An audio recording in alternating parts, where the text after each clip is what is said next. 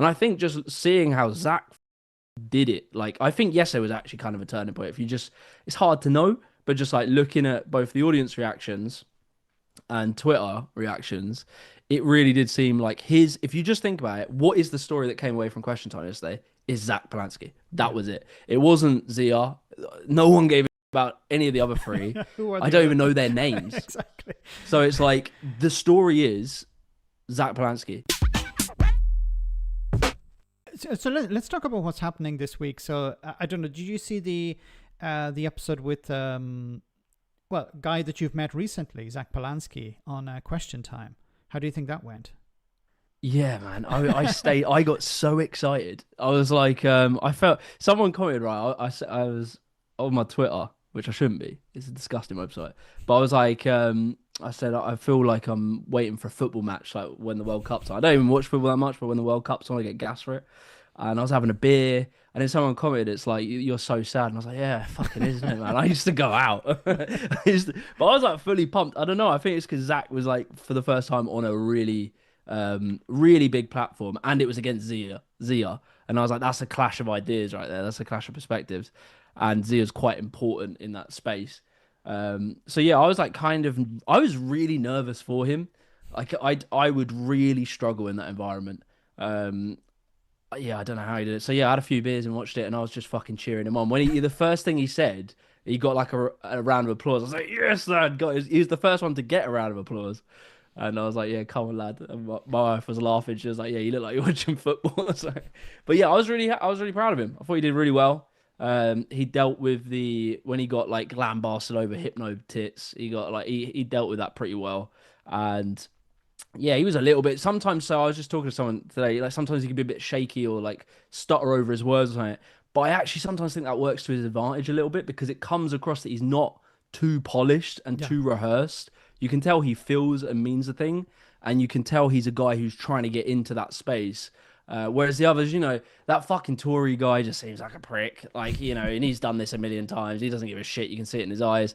The Labour guy was just like a quiet mouse, didn't want to upset anyone, just nodding along. Zia comes across like a dick. I mean, I know if you're on that side, you would probably like him, but he just seems like very arrogant and very like, But also, question I have: why is Zia Youssef on TV all the time? He's not elected. He's not a politician. yeah, He's just a guy from Reform. He used to be the chairman, so you could sort of understand why he was going on to represent Reform. But now he's just some guy who works there. yeah. What What actually is his official position right now I in think he's Reform? for is it head of Doge, but I don't know if there's an actual title. Oh, why But couldn't they have that's just going given it a really well, new isn't it? name? Yeah, innit?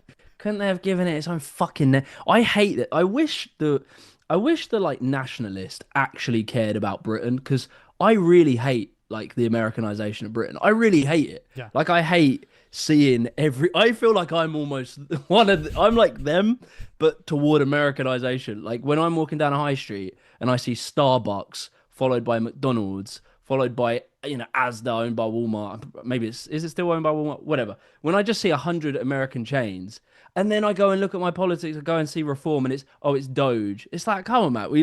I Or do D like the or idea. DEI, they use the Yeah, American expression or the it's so cringe.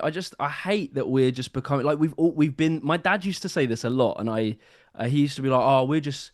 He would say like, oh, we're the 51st state, or like we're a vassal state to America. Or he wouldn't say those words, but he'd be like, he would say if the Americans say jump, we say how high, this kind of thing. And he's always said this, and I never really understood it because I wasn't really so deep into politics or whatever. Growing like maybe a little bit interested, but not as knowledgeable. And then as I've grown up, I now completely understand what he means. Like we are just a bitch to America, and it's so cringy. And like British culture and identity is really interesting, and like we have really cool things that we do well. And it's so cringe to me that the people that are meant to champion that are both hate London. They hate London and all of its offerings, which is one of the best cultural places in the world. They hate it, and then their political movement is basically knocking off an American just corporate slop machine. It's so cringe. Like even like Tommy Robinson with the mega hats. It's like, come on, just have something original, man. yeah. No, this Americanization is pretty horrible. Yeah. So, for example, when it comes to reform, like how are we supposed to push back against reform? Because Nigel Farage, he's the king of social media, at least in the UK on the political scene. So like I saw recently where Kemi Badenoch was trying to take him on. She's like, I'm going to challenge him to a debate, and I thought that was a ridiculous idea. But how do we push back against someone like Farage? How do we deal with something like with reform? Because what they're doing at the moment, of course, is they're selling people the idea that, look, the problem is immigrants. It's a panacea. We get rid of the immigrants, it'll fix all of our problems. In a similar way, I keep saying on my channel about how they keep saying how they repeat the same sort of rhetoric as the Brexit rhetoric. Like, if we leave the EU, we're going to fix all our problems. So how do we push back on that? Because I try and say, look, and I've noticed you said it as well in your own videos. A lot of these problems stem from, for example, Thatcherite policies about selling off council houses, not rebuilding them. Then they were sold off to private landlords. They're milking the system, and then people are angry about kids can't get into properties, people can't get up the ladder, people can't progress in their careers. All of this is happening. And when we should be blaming the state, we should be blaming the political system. Farage steps in and he says, no, it's nothing to do with that. I have a solution. We get rid of all the foreigners. So how do we push back on that? Yeah, it's sort of I think the only thing I've seen, obviously, is like you have to look at what's worked for us. And it has been obviously Gary. He was like very prominent. He is still very prominent, but he had real like media break for a while. And I think, they do it in rounds. Like, I think they sort of strategically plan it. But that is a simple message on inequality, billionaires pointing out, because only it's like, I suppose it's probably not ideal to use the word, but effectively it's sort of like their grievance politics, right? So it's like, this is really unfair. And humans operate on quite a simple, like, we like fairness. Like, it has to feel fair. So it has to feel like, if I work hard, I do what I'm told, then I should be rewarded, right? It's fair. Where reform taps into that is a big lie, which is that people other than you are being treated better than your state and you're working hard to pay for them. That is unfair. And like, if you were to go down, if reform weren't lying and what they were saying is true, and you could just hop on a boat and all of a sudden you have an iPhone and you have, I don't know, fucking you staying in the 4-star hotel. Yeah, it's like, well, yeah, that is unfair. So obviously they lie about it, but like what they're tapping into is unfairness. So I think just like, rather than always, I've done these videos about immigration and they're important to do, but rather than always defending, just point out the unfairness in the society. And I think just seeing how Zack fucking did it, like, I think yesterday was actually kind of a turning point. It's hard to know, but just like looking at both the audience reactions and Twitter reactions, it really did seem like if you just think about it, what is the story that came away from Question Time yesterday? Is Zack Polanski. That was it. It wasn't Zia.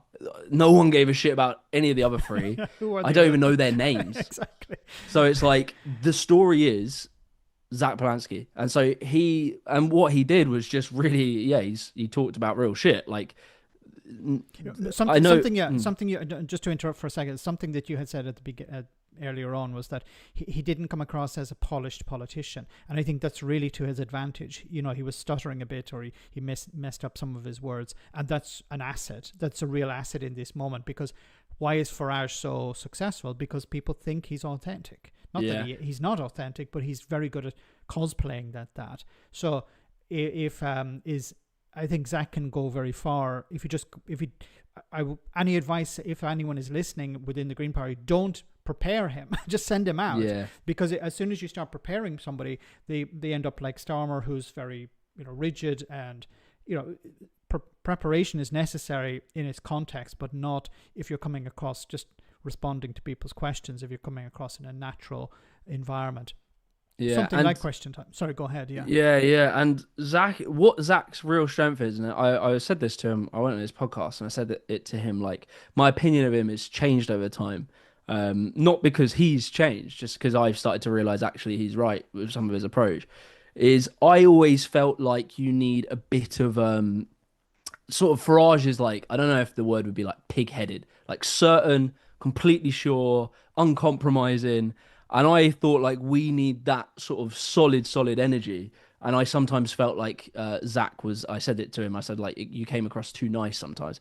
But I've realized actually that is not correct. Like what Zach is, he's very solid and rigid on his foundational beliefs that he's like thought about and really he really understands, right? He's uncompromising on them.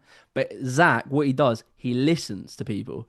And I think what's going to come across over time is that he actually speaks to normal fucking people all the time and genuinely listens to them. And you hear it, and that's why, like, when he did a video that did pretty well when he was talking about the someone saying they wanted to shoot the people on the Yeah. boats. He obviously had a conversation with someone and actually spoke to him, and that's his big asset. And like when you're on when you go on his podcast, it's like he will listen to you. He lets you speak and he sits there and really listens and really takes it in. And so what he is doing right and why he's going to be a powerful politician, I hope, but is that he is genuinely taking in the feelings of society and he is channeling, he is being a sort of, a vessel for it. And yeah, I think that's going to be incredibly powerful because what he is saying is coming from the people. It's like that is what they feel. And, obviously other politicians understand that, but they're trying to do it and they're folding in their own agenda. So like reform, say they do that, they channel the sort of general resentment towards maybe Starmer, the general resentment that Britain doesn't feel like it's thriving, but they don't like really listen when people are talking about housing and getting paid shit. Like reform are never talking about bad wages and like exploitative bosses. And that's stuff that really day to day affects people. Like I've worked at jobs where you have a shit boss and you're there for a year. That's like you're gonna complain to your missus about that every single day. You're gonna be thinking about that every single day. Yeah, you might have some thoughts about migration, whatever, but every single day you're thinking about your reality at your work and stuff like that. And Zach is really like because he isn't trying to agitate so that he can cut taxes or whatever. He's not trying to wangle us. It's like he is just saying what people really think, and he hasn't got that agenda behind it. And I think that that is super powerful. So yeah, I just think being really locked into real material shit in people's day to day life and just really expressing it in an honest, emotional way. And I think that's what he's done very well.